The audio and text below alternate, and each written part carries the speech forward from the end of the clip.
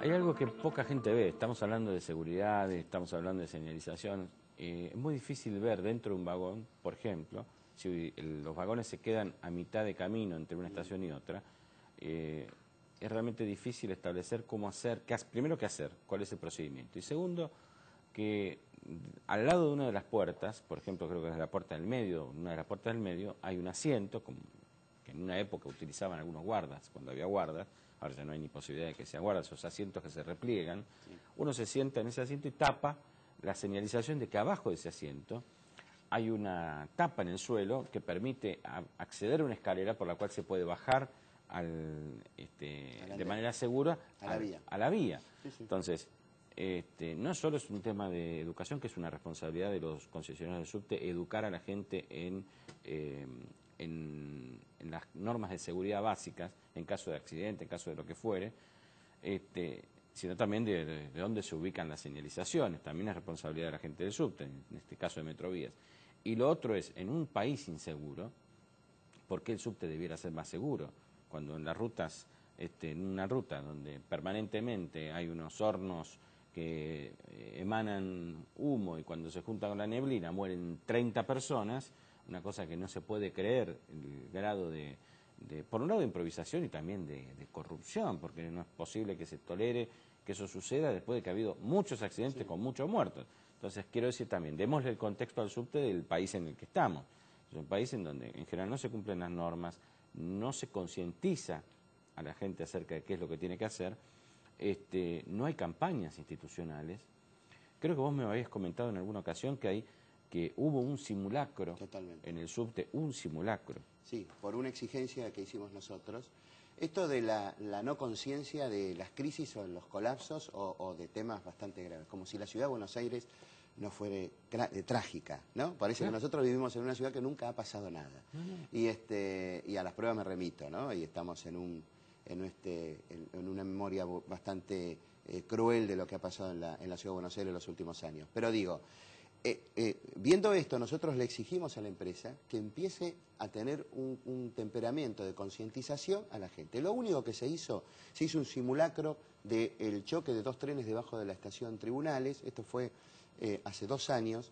Y lo más anecdótico, y a nosotros nos llamó mucho la atención, es que participaron los bomberos, participó Defensa Civil, participó el SAME. Y nos decían los responsables de cada una de estas instituciones que era la primera vez que se había hecho.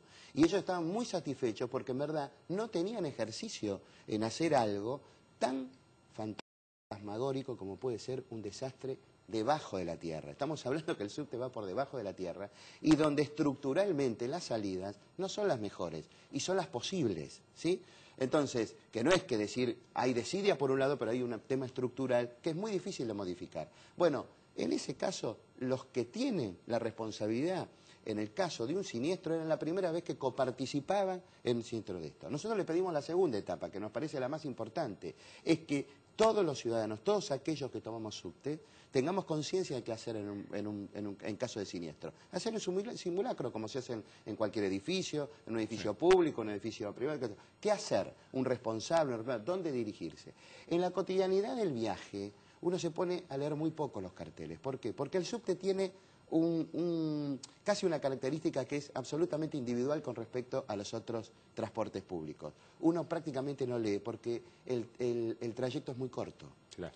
Y entonces, y además, como viaja no cómodo, es muy difícil, cuando uno abre un diario, está molestando a 4 o 5 alrededor. Entonces, hay algo que es muy anecdótico. En uno de los testimonios que no está acá, una mujer decía, nadie cierra las ventanillas, en verdad, el que se siente en el subte no se acomoda para un viaje de media hora, 1 hora, que es distinto al tren, al colectivo y todo. Se acomoda en un viaje que es absolutamente perentorio y absolutamente rápido y está pensando en la estación 2 estaciones antes para ir acomodándose y llegar.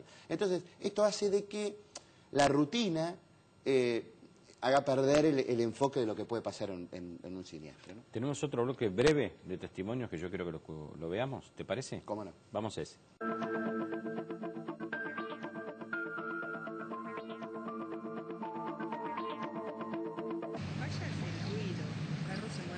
El tren es bastante ruidoso y bastante movedizo.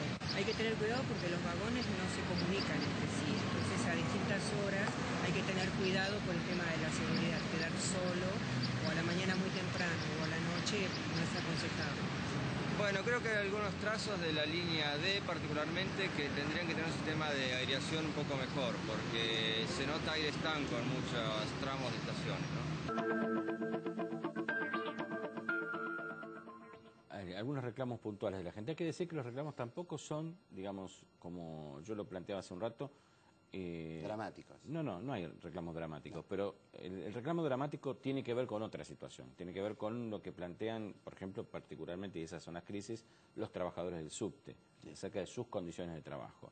Allí sí los planteos son dramáticos, pero de cara al usuario, los planteos que hace la gente son, lo que vos decías, el marco es un marco de desinversión. La inversión debería correr por parte del Estado, que concesiona el servicio a un privado, pero el Estado debería hacerse cargo. Y el Estado no se hizo cargo durante 63 años. Totalmente. Ni más ni menos.